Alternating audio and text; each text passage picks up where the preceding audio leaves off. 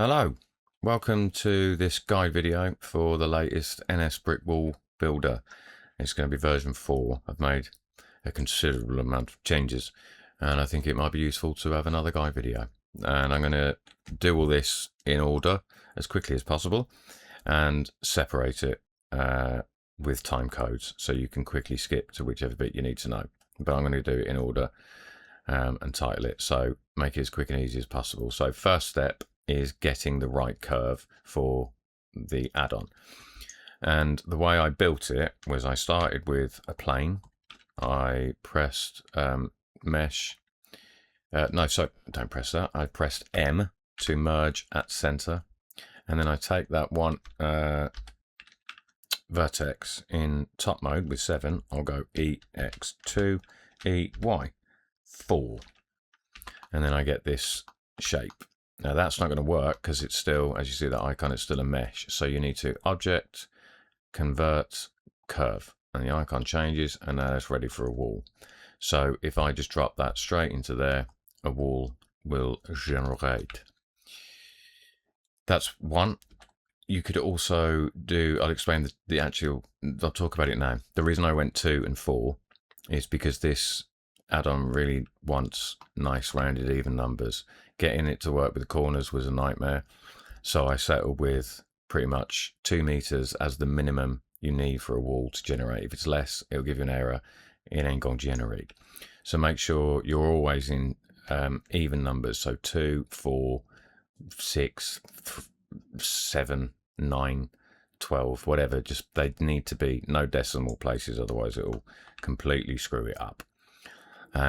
Also, it's useful to tell you this now, this button here, wall flip, I only put that in case you decide to make a curve that starts going on the negative X axis. I build everything going on positive. If you go negative, this wall flip will flip the wall. If I show you build wall, if I click wall flip, it's going to put them on the back of the wall. And that's purely there because if you decided to, not recommended, if you decided to make your first wall starting going negative X, you have to click wall flip, but the corner behavior won't work properly. So in short, don't go negative. Always build your curves positive, start positive, plus Y, plus X, whatever. Do that. It makes it easy. All right. Okay, that's that. Now, hello. Where's my, there. So the other curve, because you've got straight mode and curved mode, the other curve wants a Bezier or a NURBS. Bezier for now will do.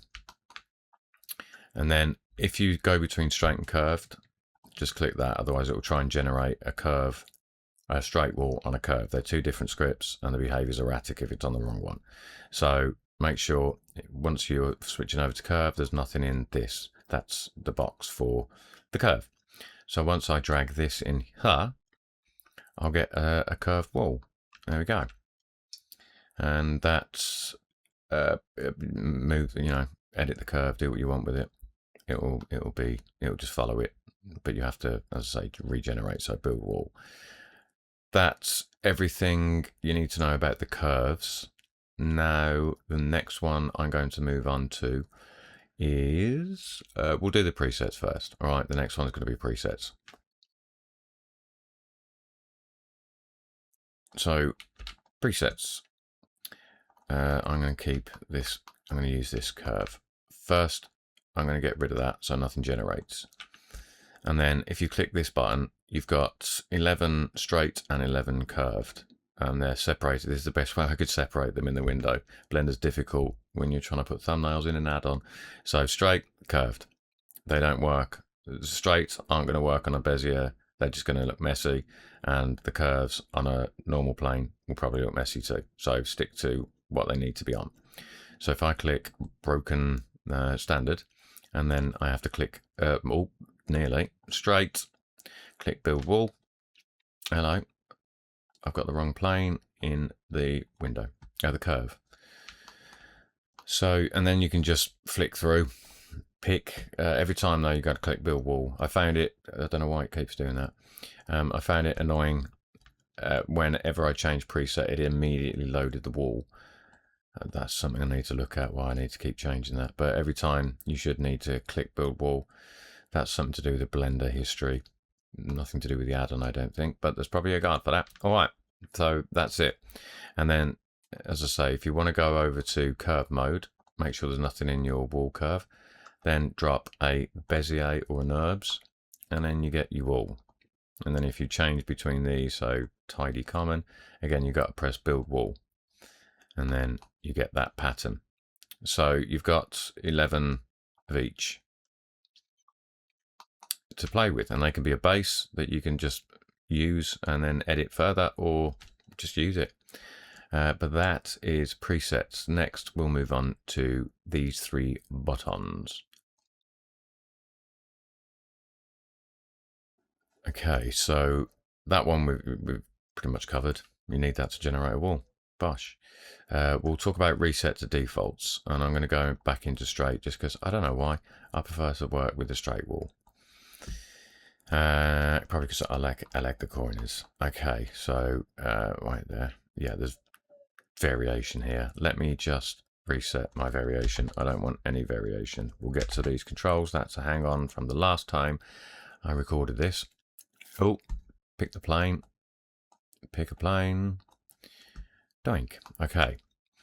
So now if I'd edited this, let's just say I did put some variation in. Again, we're going to get to this when we get there. So I've just varied the y-axis of these bricks, randomized them a bit. If I'm happy with that, but I want to build a new wall, I don't want to lose this. So if I click make single, that effectively disconnects it completely from the add-on. So the materials it uses become their own, so you can edit them afterwards. The modifiers will remain. What you can't do is change the shape, because that's only in the add-on. So once you click make single, you've set the shape, then it's just visually, and you can change it with those. So once I've clicked make single, I can now add a new wall. Let's do, I like drywall. And anything I do to this won't change the first wall, as you see. I can just, this is all independent. I can change everything about it. But because I click make single, this is now its own thing, and this one is brand new. And this button reset to defaults. If, like, when this loaded, it still got all the same variation. Everything was the same. The color was the same. The variation, everything was the same. If you click reset to defaults, it goes back to, it doesn't change the pattern, but it goes back to, oh, that's strange. I need to look at that. It doesn't go back to, sorry, it goes back to the pattern that you're working on, but just everything has gone back to default. So you can effectively start again. That's it. That's those 3 buttons done. We'll move on to this bit next. All right, I'm just going to get rid of my, I just want to clean 2 meter segment. It's just quicker. And I'm going to need a wall, so let's just do drywall. Build wall. All right. So these here, let's talk about these. And there's another control which appears, which I'll go through in a second. So rows is just how high the wall's going to be. That's obviously double, but I'm just keeping it at 12. Brick gap, again, that's fairly self-explanatory. If you go to 0, if you go to 0.01, it's going to be tiny, isn't it? If you go to 0.05, it's going to be massive. Some patterns have tiny bricks, so bricks will just disappear if you go, if your brick gap's too high. I like it around 0.02. Brick depth, just make the bricks thicker. It's useful if you want lots of brick variation without displaying the mortar underneath. You can just set the brick depth quite high. I mean, I would consider 0.2. I barely change that at all. Brick height doesn't work with every pattern, and there are reasons for that, and I'm still working on it. But things like standard, if I do, because I couldn't change the width. I couldn't have people changing the width because it just messes up the corners. In order for the corners to work and function properly, it was a nightmare. But it meant that I needed a standard width of bricks. So to kind of work around that, you've got a brick height. So if I wanted to stretch the bricks, I'd just drop that to 0.5 and then just bring up the rows back to make it about the same height. It works for most patterns, but some I'm assuming herringbone probably doesn't. I'll be surprised if it does. No, it doesn't. But then, yeah, there's a couple that just I'll be working on. But that's how you would stretch bricks on the x-axis by squashing them on the y. All right. That's brick height. I'm going to go back to 1 being full height. Seed, this mostly just changes the colors. There are some patterns, I believe, regular should change. Yeah, so it just reshuffles it just for a bit of random variation. We've discussed wall flip. That is these bits done. Let's move on to brick color, shall we? Brick color. Drop that down and change your brick color, can't you? There you go. It's just slight random variations there. You've also got brick color variation, which just darkens the shades on some of the bricks. So again, more natural variation. Brightness and contrast I just put in because once I start adding dirt and brick color variation, you see it darkens the bricks, and I wanted to bring the brightness back. So I might put that up to 0.1, and then I would bring up the contrast by 0.5. No, that's fire and brimstone. 0.1, 0.2.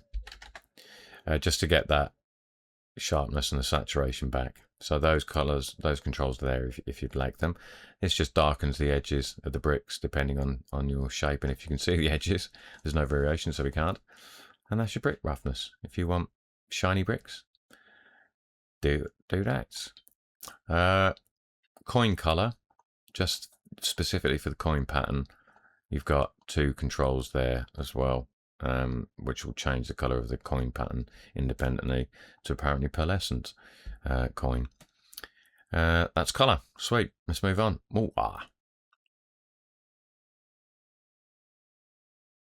Mortar is one of the ones you're going to use a lot, this particular mortar depth, and I'll show you why. Mortar color, we can't see it, so what I'm going to do is I usually do it this way: shift left click, and assuming you haven't got too many sub divs, it should update nicely. So they're just almost touching the front, and you've got mortar color 1, mortar color 2, and again these are just, it's a filter, a bit of variation.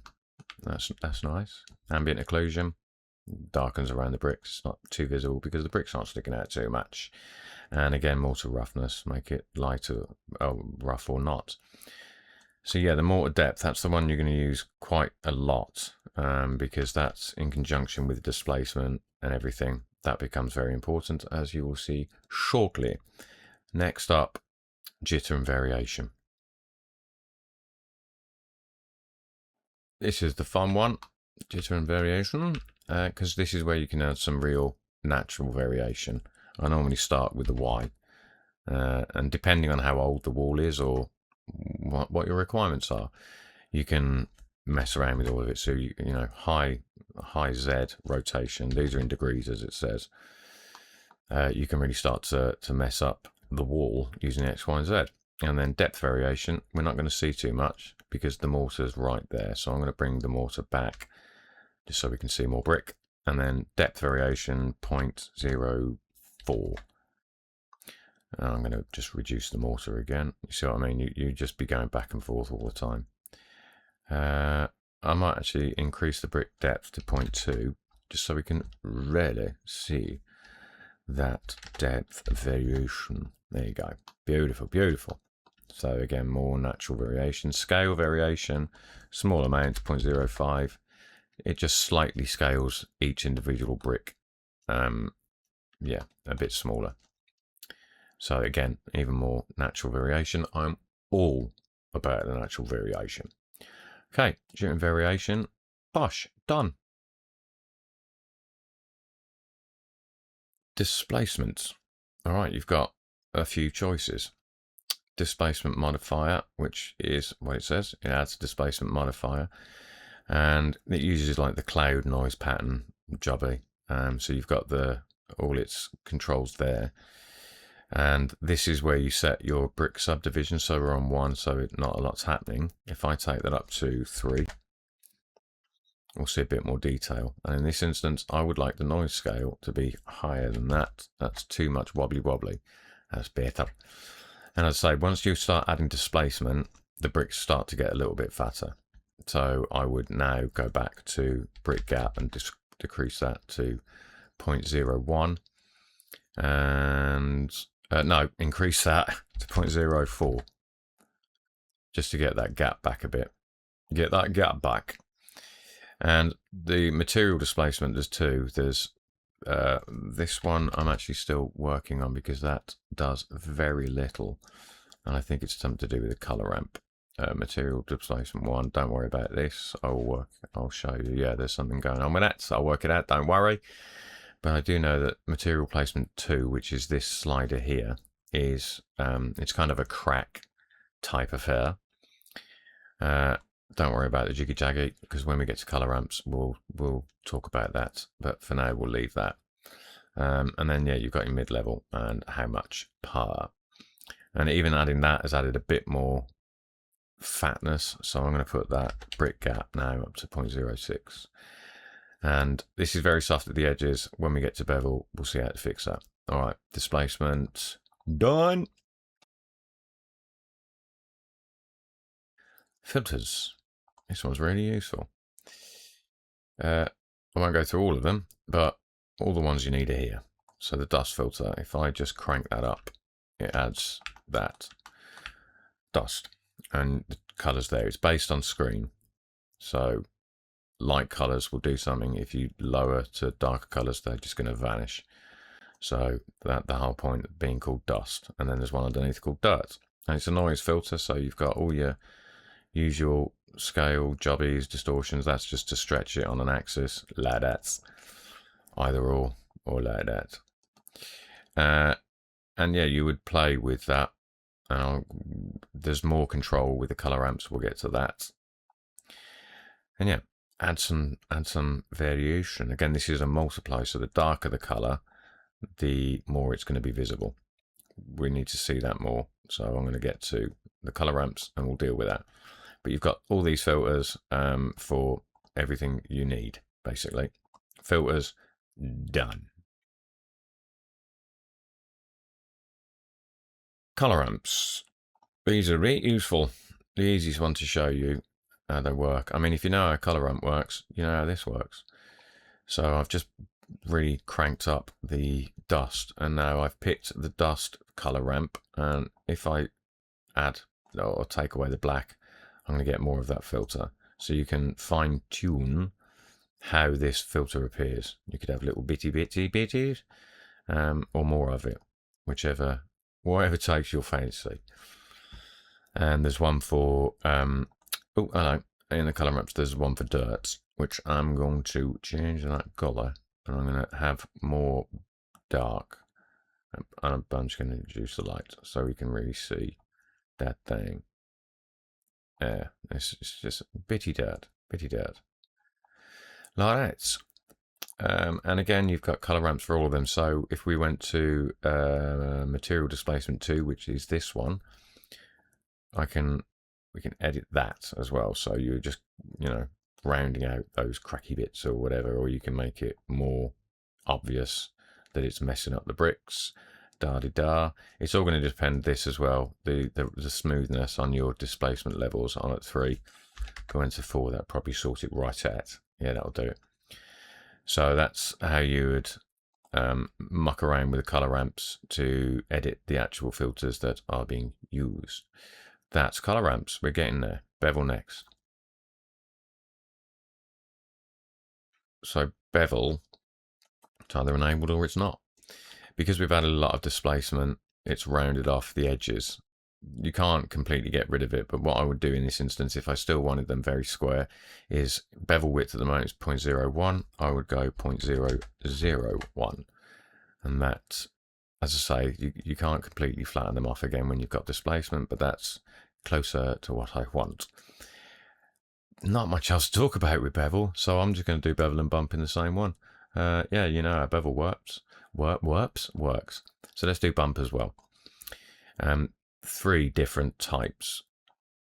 You crank up pattern bump. This is just the bump that goes across all the bricks. And there's 2. There's this, which is just the standard bump. And if you go all the way to 1, you've got the cracks bump, which are these little and again, the texture's cool because all the bricks have their own UV space all over the place. So you don't see a continuation of a crack from one brick to another. It's bare natural, bruv. Some tricks I like to do is if I want to darken up these even more, I could, if I go over 1 and put 1.2, see it blackens up those areas. If I went all the way left, I would be getting these. And if I wanted to, with the bump I've selected, which is, excuse the plain, standard bump 1, if I wanted more roughness all over the bricks, I'm going to go to standard bump A, and then I'm going to allow it to spread out more, you see. And now that really looks like a proper messed up, burnt up wall. 100% procedural. And there's a coin bump just for the coin bricks themselves, and mortar bump, which you can't really see in this. But yeah, that's literally everything. I know it took a little bit of time, but that's why it's time stamped. Okay, sweet. I hope that's everything you need to know to get going with this. I really enjoy working with this and playing with it. It's awesome. All right, sweet as. I'll see you in a bit. Bye.